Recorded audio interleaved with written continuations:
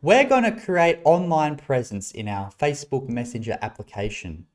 If a friend logs in, it will update our friends list to show a little green circle next to their name, so we can determine if we want to send a message to them or if we want to call them.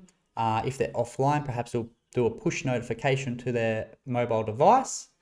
But to create online presence, we need to have our NestJS microservice, and we need to extend it to so it's a hybrid microservice, because we're going to create a WebSocket connection from our client to the server. So having a hybrid microservice that allows that HTTP connection, but it also allows us to interact with other microservices is the approach that we're going to take here. So we're going to use SocketIO, and SocketIO is the library we're going to use. It manages the socket connection for us, which underpins the WebSocket connection from the client and the server. And we're going to have that connection and the socket ID associated with that. We can make requests if we log in, if we log out, if we go off our application, so we're no longer active. We want to have all of those triggers to the server, so it sends the request so that it updates which of our friends are online, which aren't online, if we're online, if we're not online, and propagate that to our friends list.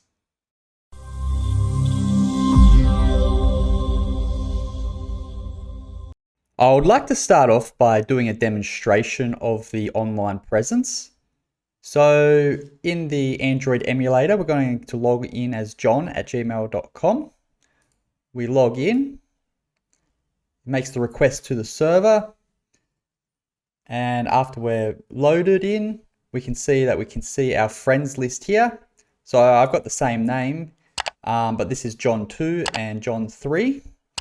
So if I log in as John 2 on the iOS, we can see that John 2 has been updated to online, and John 1 has also been updated to online on here. So we can also detect whether or not the user is active. For example, if I go to the home screen, they're no longer in the Facebook app, and you can see that it takes off the green circle. But if they log back in, we can see that the green circle appears again next to their name. Additionally, if we were to sign out, we can click the sign out button and we see the green circle disappears. And if we were to type in the email address to log back in,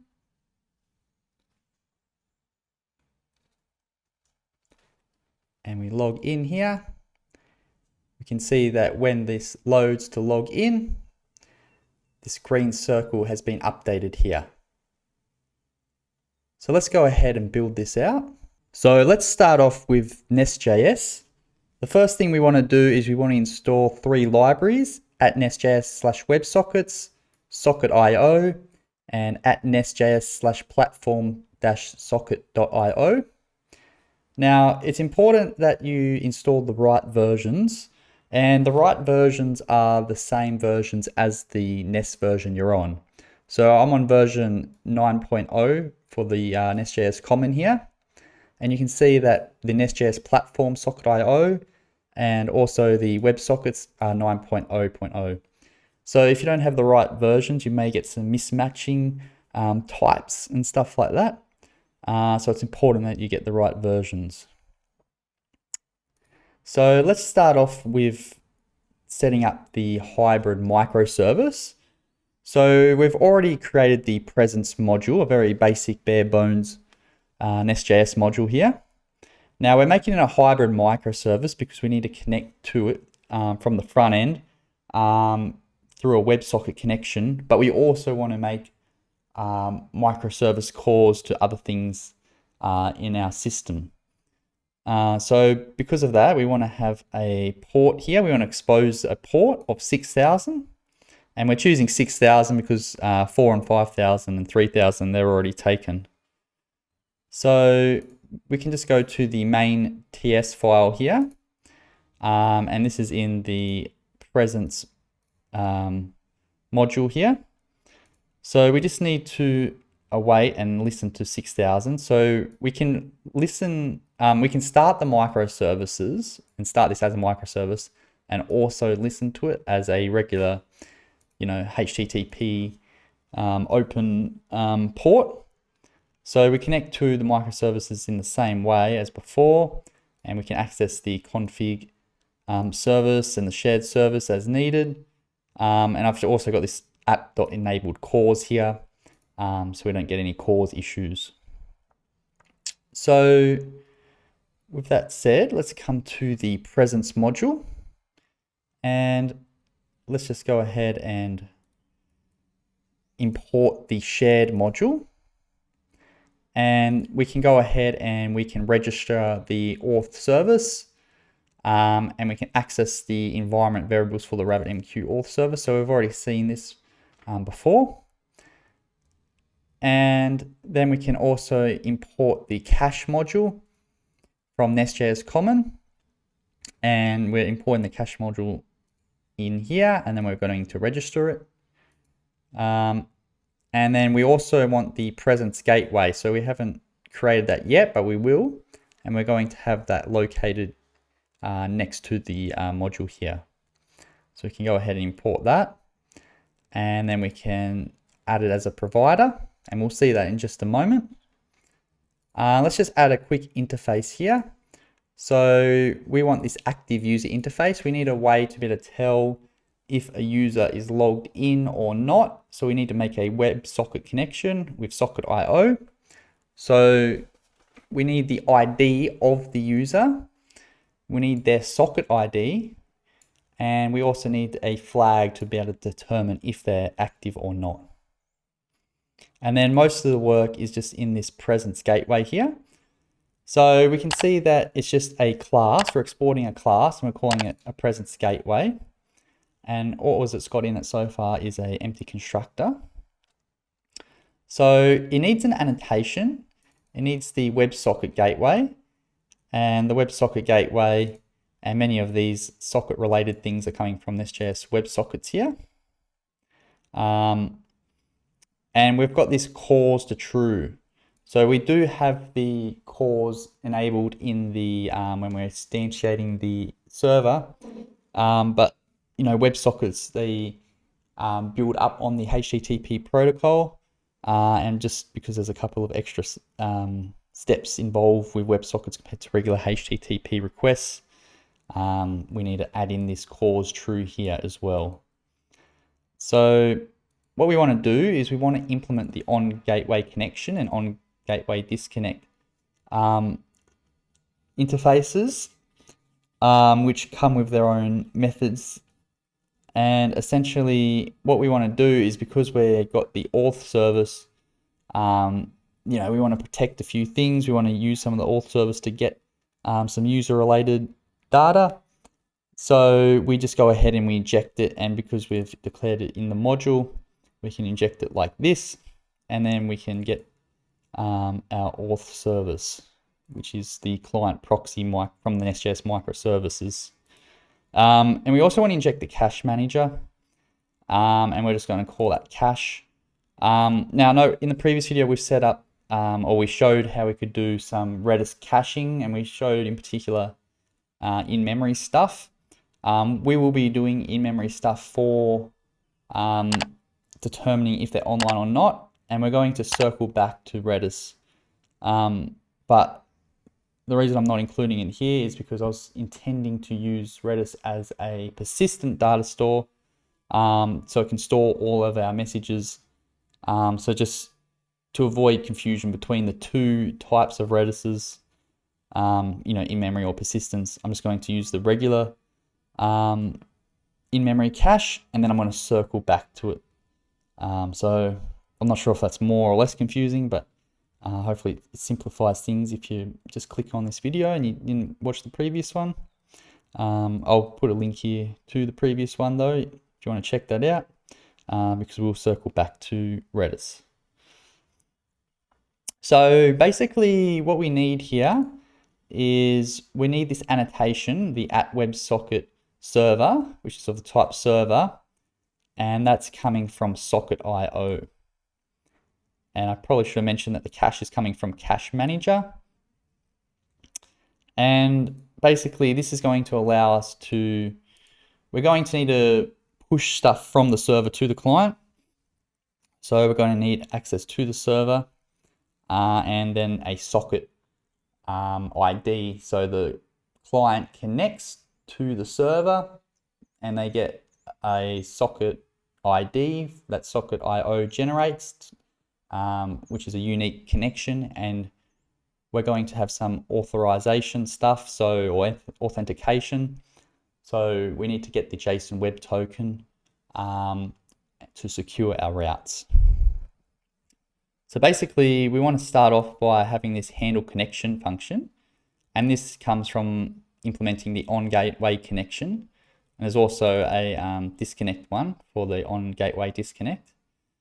And basically all these functions, they take the socket.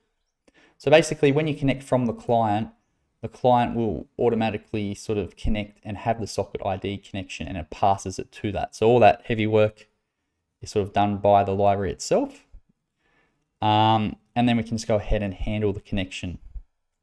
So as mentioned, we want to be able to get the JSON Web Token, and we access this a little differently to the HTTP method or microservices methods that we've seen before, because we have this socket handshake, the handshake from the client to the server, and that generates some headers, and the headers, well, associated with that handshake, they have the authorization header. So we send the request and we'll see on the front end how we attach that, but essentially we're attaching the JSON Web Token. And if it's not there, well, then it's just null basically. So that means we can have this check. Now we're going to create this handle disconnect, which implements this on gateway disconnect. Similar function here. So it takes the socket, and then we're just going to return, because if they don't have the JSON Web Token, they're not going to be able to make the connection. Now they should have the JSON Web Token if they're able to make the connection in the first place, but this is just an extra check. So what we can do now is basically what I'm doing here is, previously we've seen how to use promises. I just wanted to sort of show how we can do it with the observable way. And that's because when we use this auth service to send, to decode the JSON Web Token, so we're calling a microservice from the auth service, which gives back the user JSON Web Token type here, if we just pass in the JSON Web Token. So basically this is an observable. So conventionally we just attach a $sign to the end to signify that. So I have shown how to do this without this way in previous videos, but just wanted to mix things up a little bit. So basically what we can do is we can take the first value from the observable, because it's only returning one value, and then I just got this catch on here. So you can actually mix and match the observables and the catches and stuff like that. You could also use a pipeable operator to catch for things, but just to simplify things, I just wanted to get the response here, which is hopefully going to be the user JSON Web Token. So basically I just check to see if we actually get that and if there's a user associated with that. Otherwise we just disconnect. But if so, we just use object destructuring to get that from the response. And then what we can do here is, because we got the socket for this particular connection, on that socket we can add some data. We can add that user data to that socket, which means when we use the socket in other places, we'll have access to that user. And they'll be there uniquely because it's only for the particular socket that's connected. And then what we can do is we can await this set active status. So you pass in the socket, and if they're connected, we're going to update their status to true. And we're going to see how that comes into play in just a moment. But just to implement the disconnect, handle disconnect, which also takes the socket, Basically what we'll do is we'll also call this active status, but send the active status to false. So let's create the set active status. Now I've just made this a private method because I'm only going to use it within here. So essentially this is a helper to these main functions here. Basically it's going to take the socket and whether or not it's active, which is just a simple Boolean. And now that we've attached the user to the socket data, we can get that. Now, if for whatever reason it's not there, we'll just return out of the function. And then we can go ahead and we can construct a active user object. So we get the ID, and then from the socket we can get the ID as well, the socket ID that is, and then whether or not it is active or not. So that's a flag we're passing in. And then what we can do is we can just set the cache, and I'm just using user whatever. So if they logged in as user 1, there'll be user 1. And then you just pass in this active user object. And then if any time this updates in the future, it will find this for the same key, that is. If the key doesn't exist, it'll just create the first one, but if the key exists, it'll just override it. So that's how we use the cache to determine if they're logged in or not. And this final parameter here, or this final argument, 0, this is the TTL, time to leave. Basically, by default, I believe, you don't want things in the cache forever.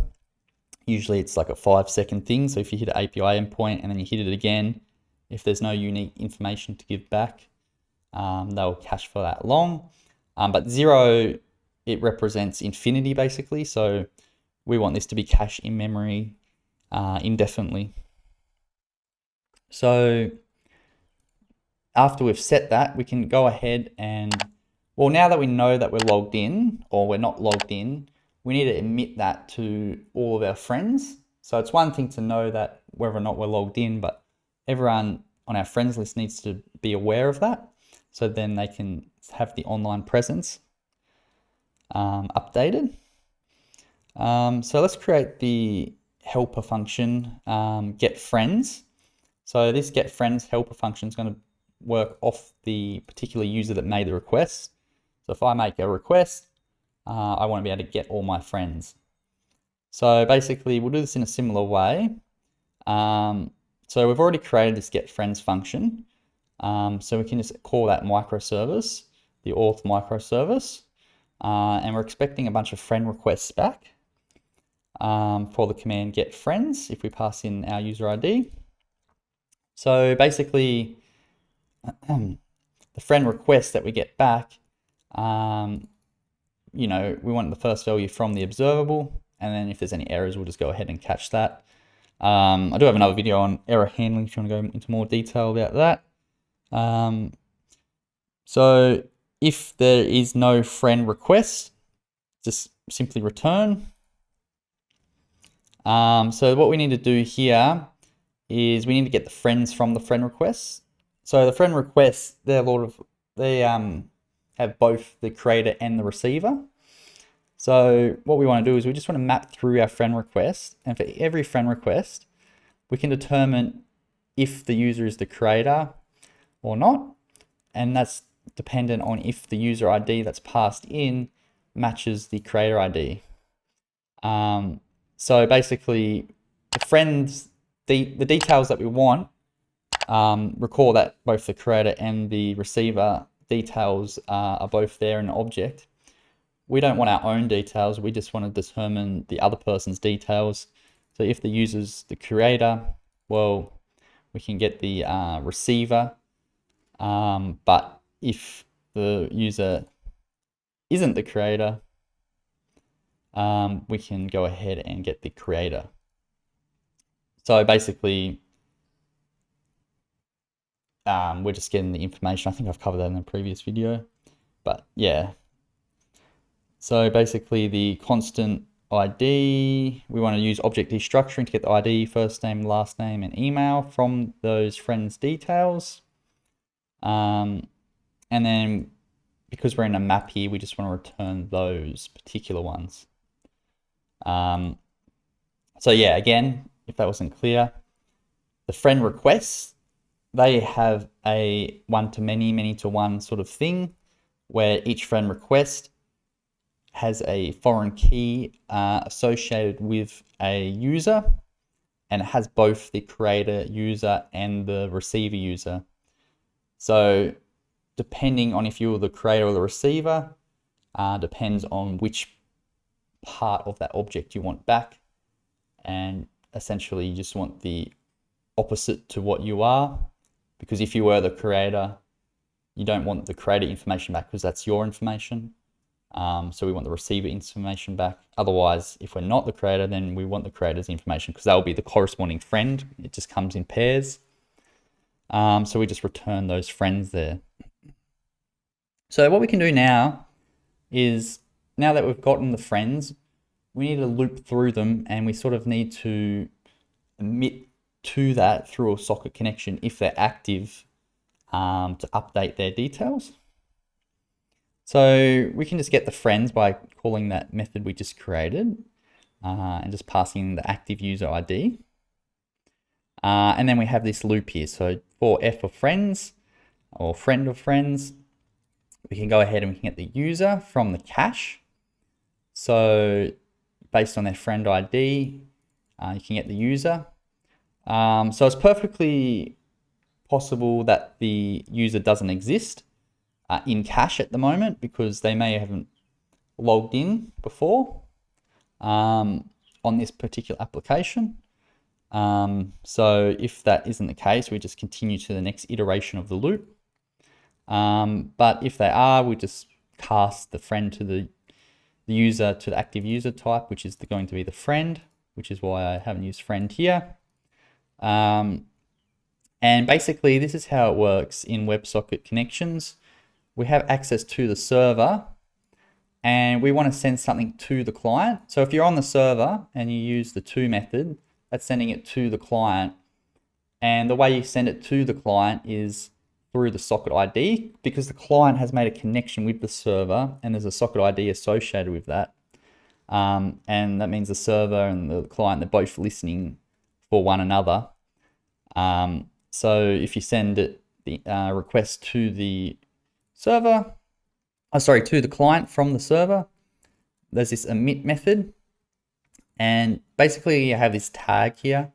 So on the front end, we can listen for this tag from this connection. So it means that even if someone had your socket ID for somehow, which is pretty unlikely, but if there was some leak in your application, they'll still need to access the right tag to be able to actually send the request, because that's what you're listening to on the front end. So basically, to that user, if you log in to your friend, you want to say, well, here's my ID and here's whether or not I'm active or not. Because when they log off, for example, or they aren't active, they step out of the application, for example, this will still run. So this can be both true or false, and they'll update in the UI respectively, or not respectively, after that's done. So basically, we want to have another check here because this updates it for the other person, for your friend. But let's say, like, for example, your friend list, if someone else, if you log in, you need to be aware of other people that are already logged in, for example. So basically what we can do is for your friends, if they're logged in, so they access the cache, and if it's active, you can say, well, okay, I can have this socket connection to myself, basically, to let them know, well, to let myself know which of my friends are active. So if the friends are active, I'll be able to get that information and I'll be able to use that to display the green dot on both the person's friends and also the friends of the person. So one of the final steps here is, well, how do you do that? That's all well and good if they connect or disconnect, because we're setting the active status. But what happens if they don't sign out? Like, let's say, for example, they click off the app, but they don't close it. We want to say that they're offline in that case. And we want to show a green circle if they're online and active. So they're signed in and they're active, meaning they're on our application. They're not on another application on their phone. That's why we have this annotation here. So update the active status, which is what we can emit to from the front end. And we'll see that in just a moment. So we just have this async update active status function. It takes the socket and takes the isActive boolean. If there's no user for whatever reason, we just return out. Otherwise, we can set this active status to whatever it is, and then they'll get handled in the same way. So finally, I just got this note here. In development, because I'm setting the cache to 0, which means infinity, I'm just resetting the cache, when I start the server. I just got this note to remove this in production. And we'll probably see this get changed anyway in the future to something like Redis. So yeah, let's have a look at the front end. And so let's work on the React Native front end. So we need to install the socket.io/client package to interact with the SocketIO backend that we've created here. So make sure you run an npm install of that library. And then we'll start by looking at our auth context. So basically what we want to do here is we need to be able to tell if the user that's logged in is active or not. And we have a boolean for that. So we just come to our auth context and add that in. And then we also add it to false by default, because by default, they're not logged into our application. So I'm defining active as being both logged in and on the application. So basically we have this use ref that we're using, and we can use ref to get the app state, which just comes from React Native here. And we want to say, well, the app state is whatever the app state is, which is the current state, because React Native has a way to be able to determine if you're on the application or not. And we're going to use that to let our friends know if we're active or not. So we can have a bit of state here. And by default, we're going to just say app state is visible because we're using a ref here. So we want to use that and use some state off that. So we don't want to get into any issues relating to the ref state that associated with the ref not updating. So we're going to have a bit of state instead, but we still need to access the ref to be able to get this current state. So what we're going to do is we're going to have a use effect hook. And essentially what we're going to do, so this happens basically when the page loads, or our application, when we open our application, because we've got this lifecycle method equivalent to a constructor here with no dependencies. So basically what we can do is we can say, okay, well, for the app state that we're getting from React Native, we want to add an event listener, and whenever it changes, we want to be aware of the next app state, which is what this gives back. So we'll have a subscription here. We'll have a variable here because, we won't want any memory leaks. We want to, undo that if we get out of the application. Although it's probably something that doesn't actually fire. But nevertheless, if we have the app state, we can set the current value to the next app state. So this doesn't work very well with refs. So we have this use state here where we can do this. Normally you wouldn't want to mutate things, but this just makes things a little bit easier for refs in particular. And I've just copied this from the React Native documentation as well. So they seem happy with that. So I'll just go along with that. And then you can set the app state visible to that app state current. And then basically we can just have a return to clean up the subscription. And we can just remove that, which is exposed by the library that we've used there. So basically all that's happening here is we're saying, well, we're setting the app state visible to whatever it is. So if they're on the page, it'll be active. If they're not on the page, it'll be inactive. And then we're going to make use of that by essentially letting the rest of the application be aware if it's active or not. So we're defining active is both the app state being visible to, or that state being active, which means they're on our application and they're not on another application on their phone, but they have to be logged in as well. So that's all we're doing here. So we can come to defining an interface. So we've seen user details already in the previous video. Just to step into that, the user details is just the ID, first name, last name, email. That's what a friend's going to be, but we want to also, in addition to that, know if they're active or not. Now this is going to come from a WebSocket connection, not the HTTP or API or microservice request. So we're just going to amend this is active property here. So we also need to be able to make the get friend request. So we've seen that method in the previous one, but here we're just interacting with it from the front end. So basically we just want to get our friend requests by getting our friends. Note that we're not, this would probably be a better name to get friend requests, but the API at the moment is just get/friends.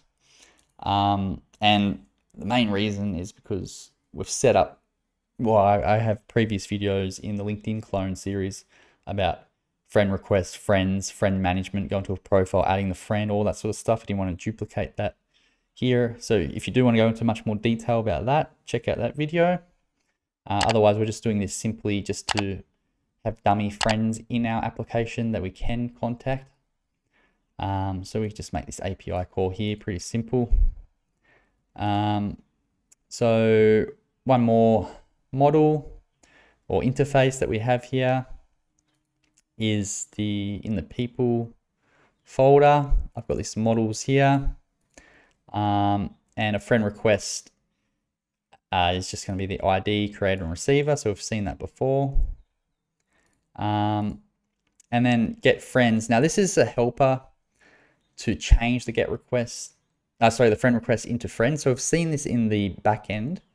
Since I got in two places, it probably would have been slightly better just to give back the data.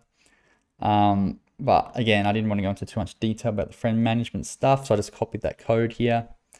So you can just copy that from the front end and copy it in here. So that's just getting the friend request, mapping through them, and giving back all of the friends. So this leads us to friends context.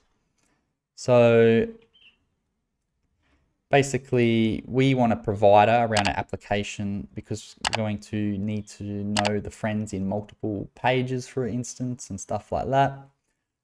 So we want to know if they're active or not. So for example, if you make a chat from the chat screen, or you want to go to the people screen and stuff like that, we want to have that information. So we create this provider, and that's just going to wrap around other, JSX or TSX DOM elements. So we just wrap it around the children, which is just React Node, just like the other providers.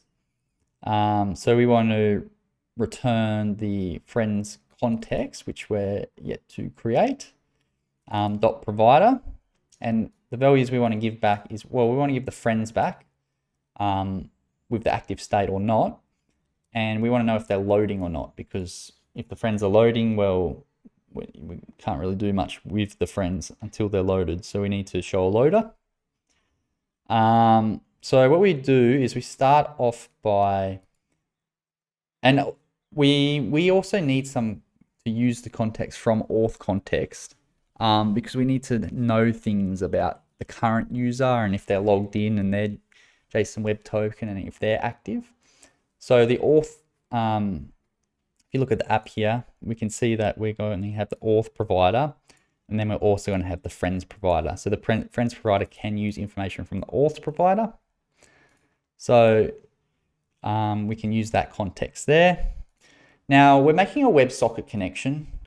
We're making a connection to a hybrid microservice, which means, and we've exposed that presence microservice, hybrid microservice, I should say.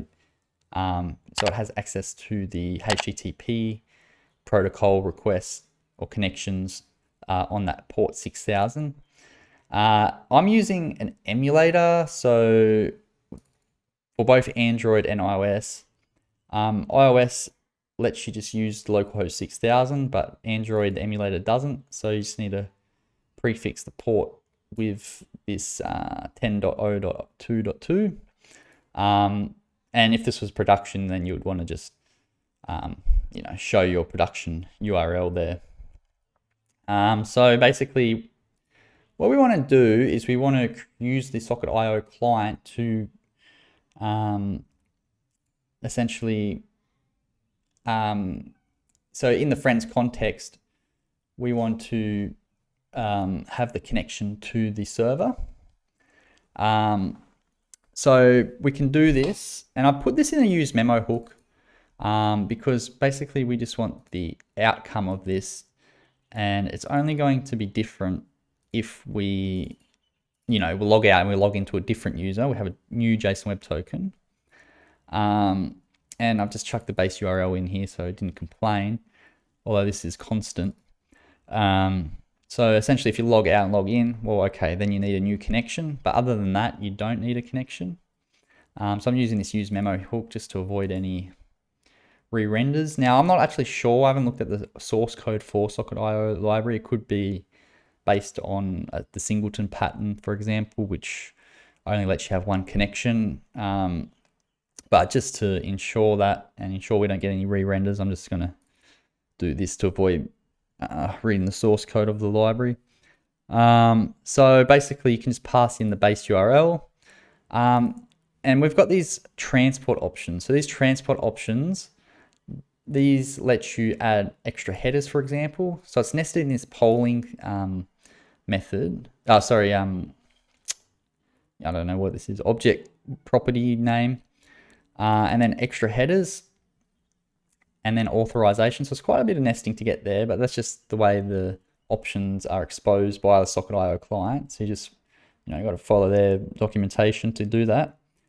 And then because we have a authenticated route, meaning we need a JSON Web Token to make the request, as we see in the back end setup, we have this friend context within the auth context, and we can make use of the JSON Web Token. So then when we make the WebSocket connection, we'll have that JSON Web Token attached so we can securely make our connection.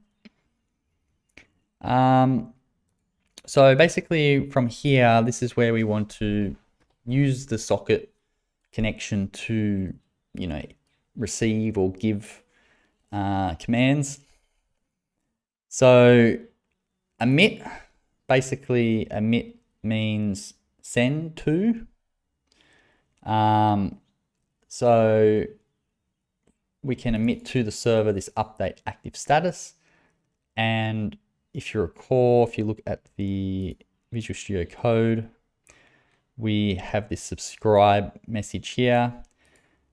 So from the client, we can actually send a request to the server. It will look for that tag, and then if the socket matches and all well is good, then it'll set this active status. So we just pass in if they're active or not. And then there's also this socket on. So this sends a request to the server, and then the server will do something. Socket on is it's waiting for something from the server. So if I look for,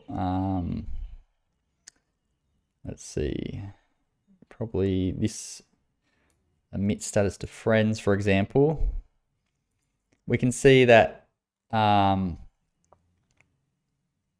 we have this friend active command. So the server can actually send information to the client as well. It's bi-directional, these WebSocket connections. So if we have the socket ID, we can emit to the front end based on this tag here. If, for this case, we're sending back information relating to who's online or not online so they can update.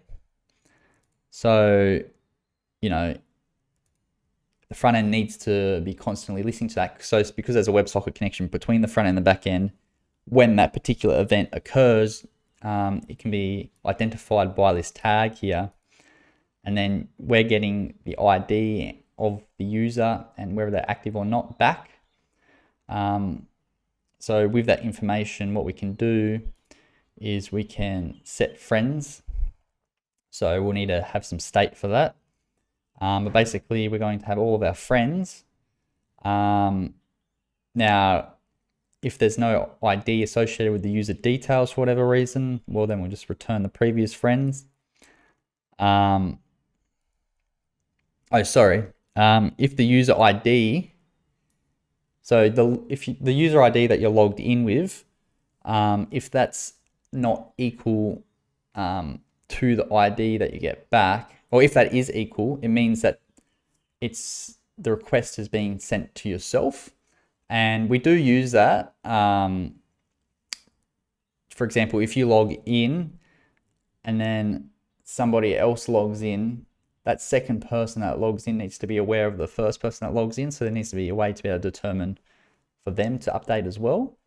And we do that. But on the front end, we don't have ourselves in our friends list. So there's no real need. So we just exit out of it. But otherwise, we take the updated friends, we find the friend on the ID, and then we set is active to whatever. I've just renamed this to is friend active to avoid conflict between variable names. But essentially, if you get a friend that's not yourself, you want to update that friend in state on the front end and use that. And then we have this socket emit update active status to false. So this is a cleanup function. So when the app closes or whatever, WebSocket connection ends, because we're storing things in cache, we just want to say, well, for our user that we're logged in as, we're no longer logged in. And because we're also got this like constantly listening method here for the constantly looking for the friend active, avoid any memory leaks or anything like that, we just turn that socket off. So we are creating a provider here, the friends context, so we can use in other places in the application. So we just create this interface. I call it iFriends context, just so you don't clash with the name friends context here, which is essentially just an array of friends, the active friends, so the friends with the active state, and then is loading to determine if the API request is loading the friends. And then we create the context based on that type there. And these are the initial states, an empty array and false. Then we just have a little bit of state here for the friends and setting the friends, which we've set in here. And also a bit of state for if it's loading and the ability to set if it's loading. Now we actually get the friend request. So we start by using use query, and we'll have a key called friend request, which is an async function. Now we're only going to call that if we're logged in. Of course, we should be logged in by this stage, but just having that extra check. When this React query API request is finished, or if it's failed, we set loading back to false. When it starts, we set loading to true. What we want to do is we want to await the get friend request. So we saw that friend request before, and then we just want to adapt it by passing into the get friends helper method. I just put this underscore friends to signify that, well, for two things. One, it doesn't clash, and one, it's in the private scope of this area here. So you can just pass those friend requests and the user details in. Now the user details will be defined by this stage because we're only enabling this if it's logged in. But I don't think TypeScript's that smart in this particular case. Love TypeScript, but you know, it doesn't know everything. So active friends, well, we've got the active friends array. We loop through all our friends, and then we just add this is active false here. Potentially this could have been done in here as well, but just to keep it same as the front end and back end, I've separated that. And then we can just go ahead and set the friends and, you know, return the friends, returning it so that it stays in the state if we need to access it like that, although we got it in the context here. So yeah, that's the friends context. And of course, we're just giving those back. So if we take a look at friends here, I think previously this is very similar to how it was on the pages. So I've gone to the people page and the chats page, and I've just copied and pasted the code, and I've just used this friends here because it's very similar. It's just in one place we want to show a message and in the other we don't. So I've just sort of refactored that into this friends here. I just copy and paste everything. So this shouldn't look too dissimilar to what it was. I've just added this logout method to the friends, which conditionally runs on if show message is not. So that's not actually, you know, semantic code. That's just to help us log out and log in to demonstrate, you know, the application. So basically, you know, we just have the container, we loop through all the friends and we show that.